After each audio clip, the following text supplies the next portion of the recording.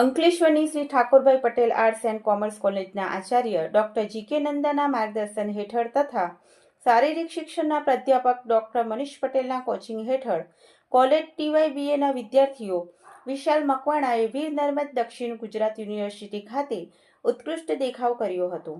વીર નર્મદ દક્ષિણ ગુજરાત યુનિવર્સિટી 21મી રાણી દુર્ગાવતી ખેલકૂદ રમોત્સવમાં કુલ 134 કોલેજે રજીસ્ટ્રેશન કરાવ્યું હતું અને 3000 ખેલાડીઓએ અલગ અલગ ઇવેન્ટમાં ભાગ લીધો હતો, જેમાં TYBAના વિદ્યાર્થીઓ વિશાલ મકવાણાને 5000મી દોડમાં ગોલ્ડ મેડલ, 10000મી દોડમાં ગોલ્ડ મેડલ અને 1500મી દોડમાં સિલ્વર મેડલ મેળવી વીર નર્મદ દક્ષિણ ગુજરાત યુનિવર્સિટી ખાતે ઉત્કૃષ્ટ દેખાવ કર્યો હતો.